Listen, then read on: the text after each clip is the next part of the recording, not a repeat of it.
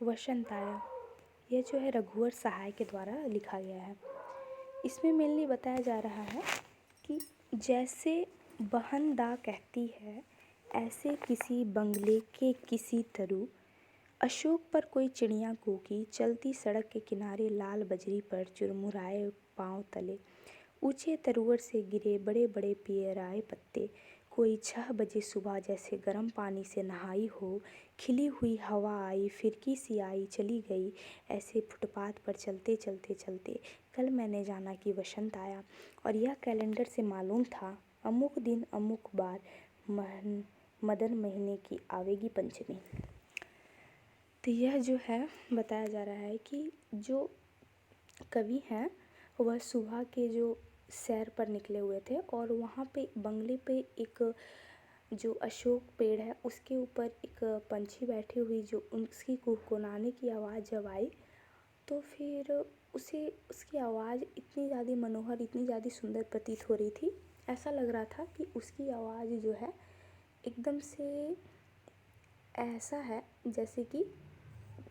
जब भाई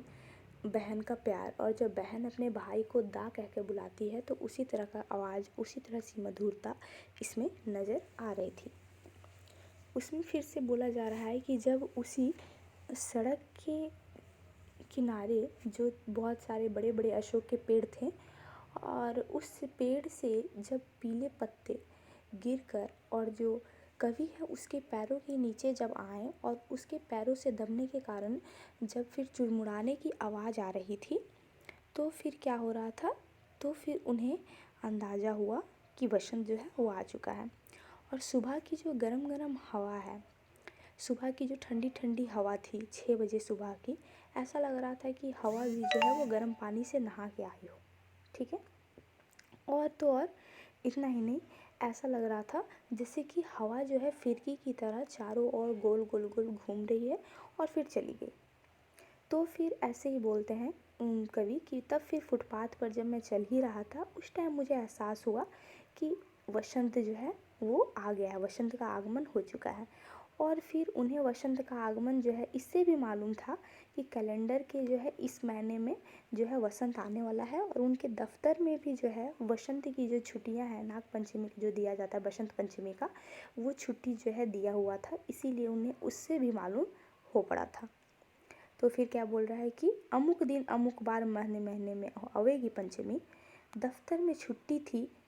यह था प्रमाण। वही प्रमाण था कि दफ्तर में छुट्टी के कारण जो है उनकी जो है वसंत आ गया है। और कविताएं पढ़ते रहने से यह पता था कि दहर दहर दहकेंगे कहीं ढाक के जंगल, आम और आवेंगे, रंग रंग गंध से लदे फूदे दूर के विदेश में, वे नंदन वह होवेंगे यशस्वी, मधु मुस्त पीक भौर आदि अपना अपना कृत्य के अभ्यास करके दिखवावेंगे। यही नहीं जाना था कि आज के नग्न दिन जानूंगा, जैसे मैंने जाना कि वसंत आया। तो इसमें यही बोल रहा है कि दफ्तर की छुट्टी के कारण जो है यह प्रमाण था कि आज जो है वसंत जो है, और कैलेंडर से भी उन्हें पता चला। और फिर बोल रहा है कि कविताएं जो वो पढ़ते थे, उनकी कवि जो है कविताएं पढ़ने का जो आदत था, तो उस कविताएं में उन्होंने पढ़ा था कि वसंत के आगमन होने से ये सब चीज़ें आ जाती है। जैसे कि उन्होंने पढ़ा था कि जो पेड़ है, उस जो पेड़ में जो है वो जो लाल रंग के बड़े बड़े जो पलाश के पेड़ होते हैं, उसमें जो लाल रंग के जब फूल आ जाते हैं, लग जाते हैं फूलों से, और जब आम आ जाते हैं, और जो भंवर हैं वो जो जो आम आ जाते हैं, और जो बौरे हैं और वो भी जब आने लगते हैं, तो फिर पता चल जाता है कि जो है बसंत का आगमन जो है वो हो चुका है। और फिर जो बहुत सारे फूलों का जो रस जो है वो भंवर जो, और या फिर जो जितने सारे आपकी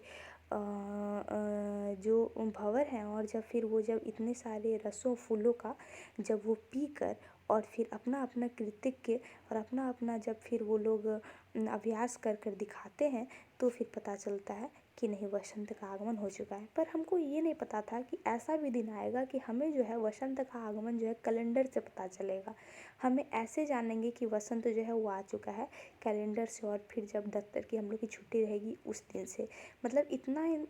हम लोग का हम लोग अपने में बिजी हो गए हैं, अपने लाइफ में इतना हम लोग कि हम लोग को ये भी नहीं पता चल रहा है कि वसंत आ चुका है। सब प्रकृति का वही है, उसी तरह से भौरे अपना कृतिक के दिखाएंगे, उसी तरह से आम आएंगे, उसी तरह से पलाश के पेड़ों में रंग बिरंगे फूल आएंगे लाल लाल के, सब उसी तरह से होगा। लेकिन सिर्फ हम जो है इतने ज़्यादा उस प्राकृतिक से अलग हो चुके हैं कि हमें पता ही नहीं चलेगा। हम बस जो है उस कैलेंडर के माध्यम से जानेंगे कि नाग पंचमी का आगमन या फिर बसंत पंचमी का आगमन जो है वो अब हो चुका है।